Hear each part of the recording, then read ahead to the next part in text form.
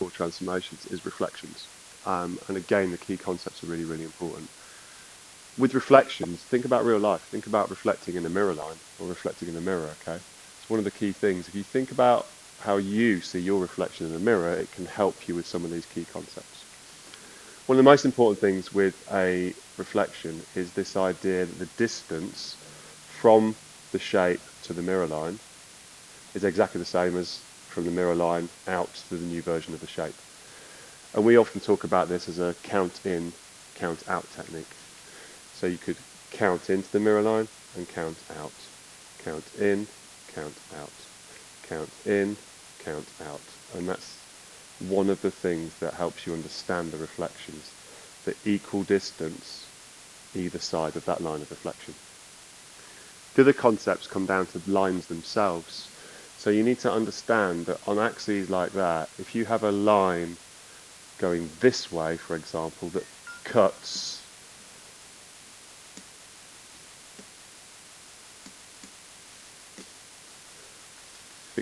here at 3, you need to be able to name that line. Now people get confused, it goes in the direction of the y-axis, but it cuts the x-axis. So the line here would be x equals 3. In a very similar way, when a line goes horizontally, it's in the direction of the x-axis, which confuses people. But if this one here cuts at, say, -5, because it cuts the y-axis, we call it y equals -5. There's 2 more lines we need to look at, and these are the real main types of line we look at.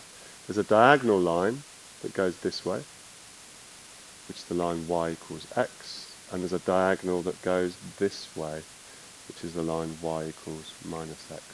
You need to be really comfortable with the horizontal, the vertical, and the 2 different diagonal lines, because that could be a sticky point for you if you think you can reflect and then the line catches you out. So let's have a look at an exam question here. Performing. If you're going to perform a reflection here, it says on the grid, reflect the shape R in the line y equals -x.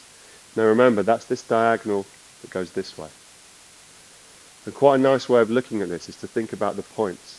So you've got like 1, -1, 2, -2, 3, -3, 4, -4, 5, -5. Going the other way, -1, +1, -2, +2, -3, +3, -4, +4, -4, 5, +5. You get that line there for your line of reflection. When you're working with that line, it's really important that you draw it really, really accurately, because it's going to help you get this perfectly right. Once you've drawn your line of reflection, the next thing to do is to count in and count out, as we said earlier. Now you must hit the mirror line, the reflection line, at 90 degrees. So because the diagonal goes this way, we're going to come at it from the other diagonal, which is this way. So 1, 2 in for this shape, 2, 1, 2 out. This one here, 1 diagonal, 2 diagonal, 3 diagonal, and a half. A half, and 1, 2, 3. That was this one. This one here, 1, 2, 3, 4, and a half, and 1, 2, 3, 4. And then finally, this point here, we count in on the diagonal, 1, 2, 3, and a half. Count out, a half, and 1, 2, 3. That gives you the 4 vertices of our new shape. It's important at this point you take a ruler to make sure it's really tidy, and then you can join up the vertices that we've just found, and you have reflected that shape in the line y equals -x. Finally, you may be asked to describe a reflection. And as before, with translations, it's hugely important that you can recognize this and very easily see that it has been reflected. As soon as you can see that, there is a mark in the GCSE paper for the word. Reflection, or reflected. That's one mark. You then need to be able to identify where the line of reflection is. Remember what we said, that it's halfway between, that the distance either side of that line of reflection is the same. One in, one out. Two in, two out. This means we've found the correct line.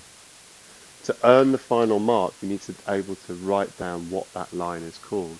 Remember, it cuts through the x-axis at 4, so this vertical line is called x equals 4. There'll be 1 mark for this in the exam, and 1 mark for this in the exam. You would have got full marks on that question.